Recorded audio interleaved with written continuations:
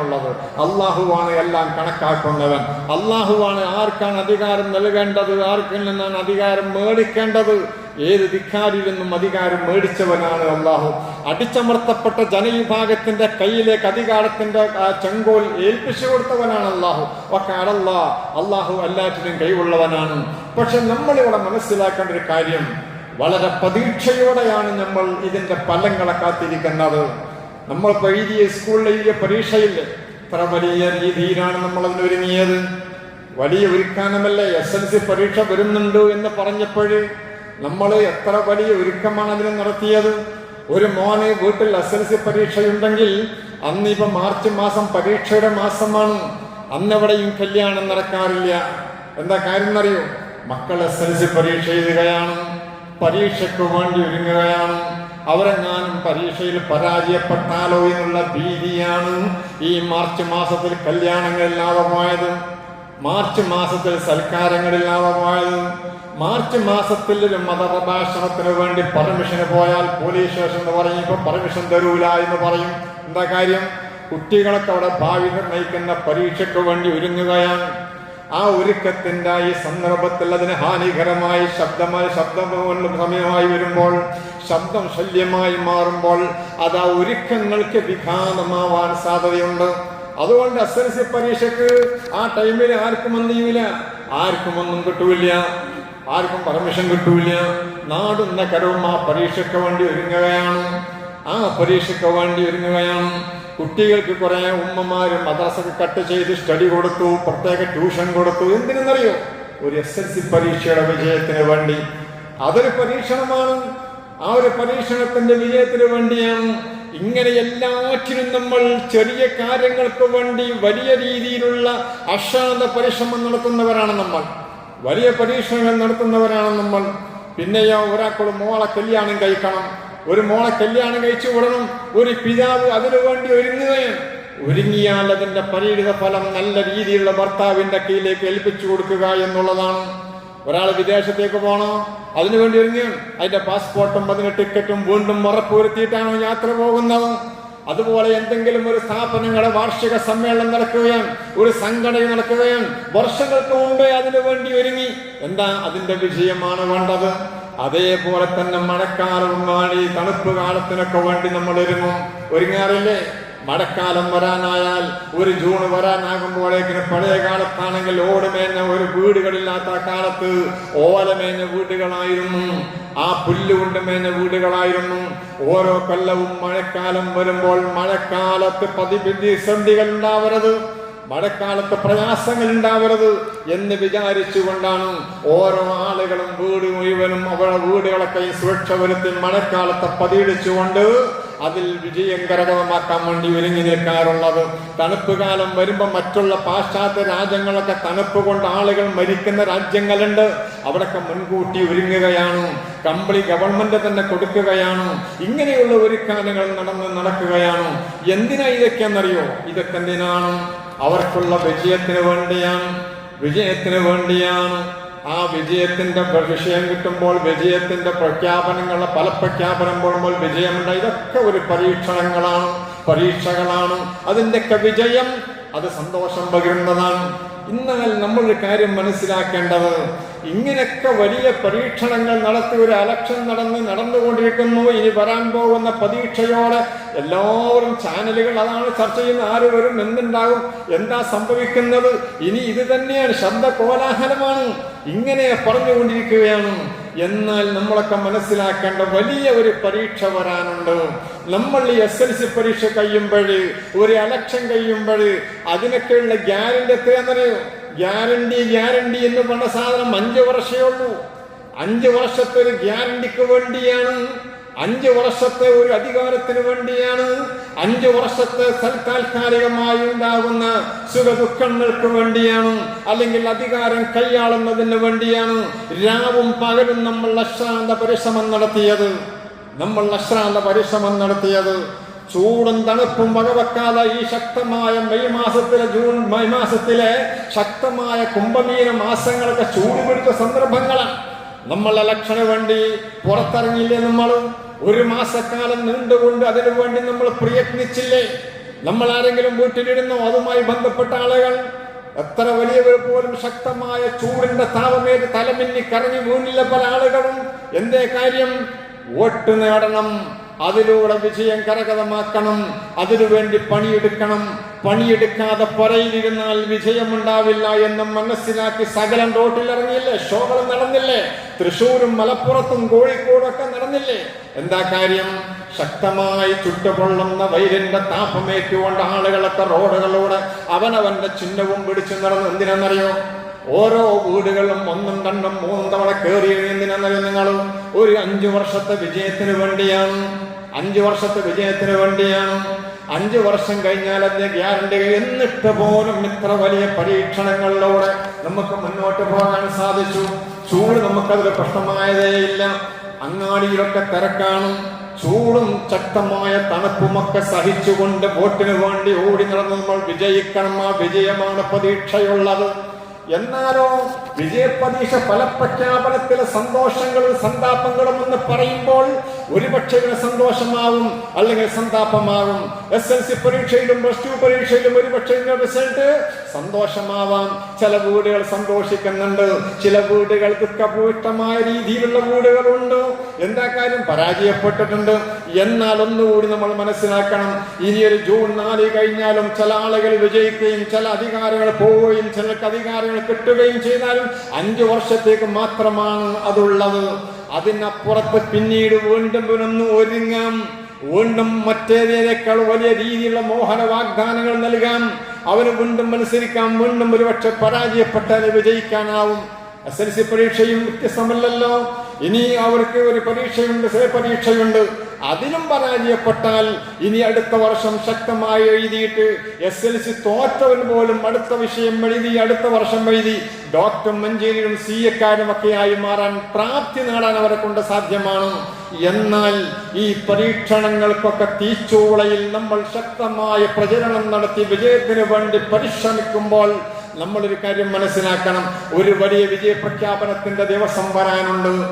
ഒരു വലിയ വിജയപ്രഖ്യാപനത്തിന്റെ ദിവസം വരാനുണ്ട്. ആ ദിവസം എന്നേരം നിങ്ങൾ ഖുർആൻ പറഞ്ഞില്ല നമ്മളോട്? ബിസ്മില്ലാഹിർ റഹ്മാനിർ റഹീം.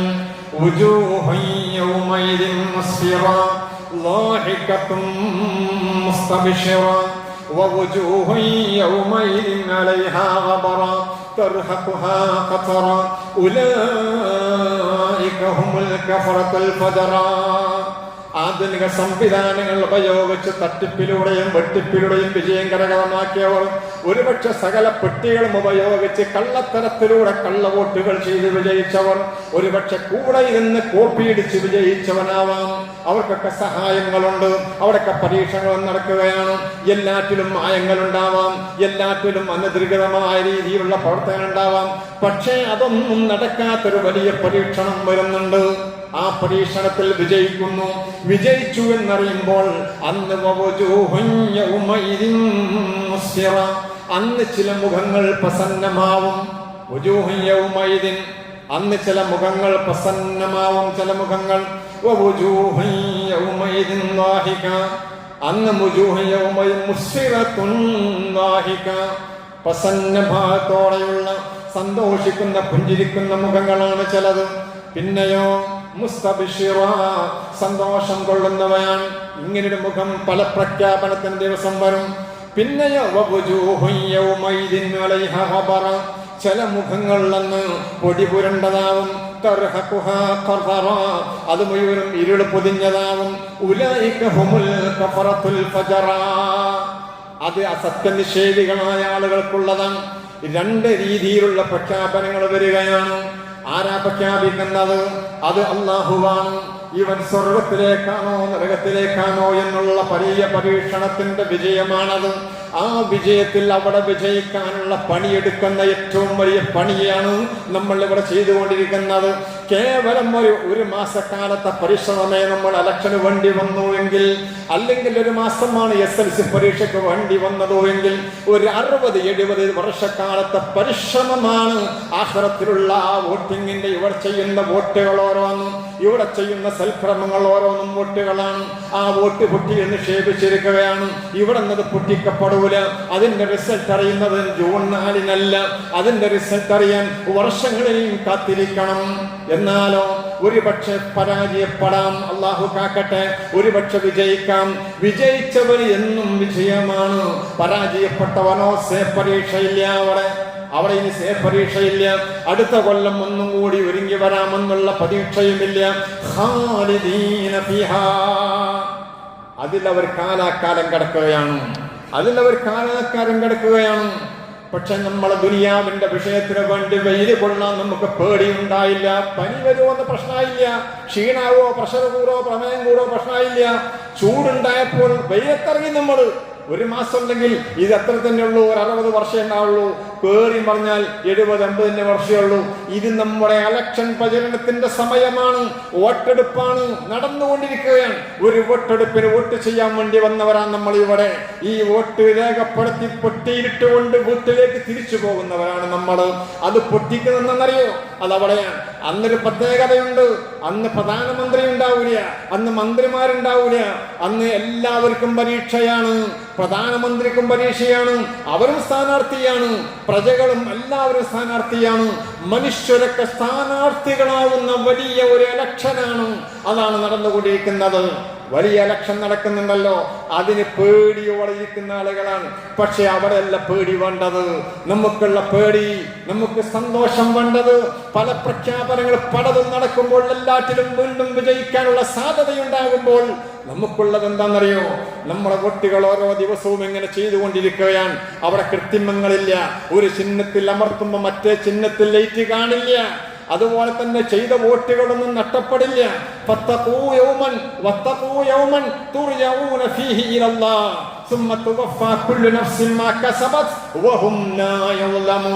ചെയ്തത് മുഴുവനും അവിടെ ഉണ്ടാകും, ഒന്നും നഷ്ടപ്പെടില്ല. ബാലറ്റ് പെട്ടികളൊക്കെ പോയെങ്കിൽ, ഇന്നീ പെട്ടിയാണെങ്കിൽ ഒരുപക്ഷെ അതിൽ പലതും നഷ്ടപ്പെട്ടുണ്ടാകും. ഇല്ലാത്തത് കുത്തി നിറച്ചിട്ടുണ്ടാകും.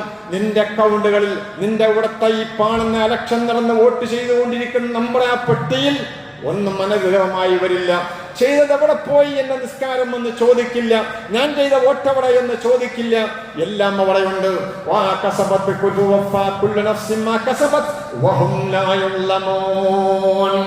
ഒരാളെയും ആക്രമിക്കപ്പെടുകയില്ല. അങ്ങനെയുള്ളൊരു വലിയ പരീക്ഷണം നടക്കുകയാണ്. അതിനുവേണ്ടി നമ്മൾ നടക്കാൻ നമ്മളൊക്കെയും വലിയ രീതിയിൽ തന്നെ ഒരുങ്ങി നിൽക്കുകയാണ്. അന്ന് ഇലക്ഷൻ കമ്മീഷൻ ആരാന്നറിയോ? ഇന്നത്തെ രീതിയിൽ ഏതെങ്കിലും ഭരണകൂടത്തിന്റെ കീഴിൽ നിൽക്കുന്ന ആളുകളല്ല. അവർക്ക് വാലാട്ടി നിൽക്കുന്ന ആളുകളല്ല. ഇലക്ഷൻ കമ്മീഷൻ ഒക്കെ പറഞ്ഞ ശക്തമാണ്. ഇത്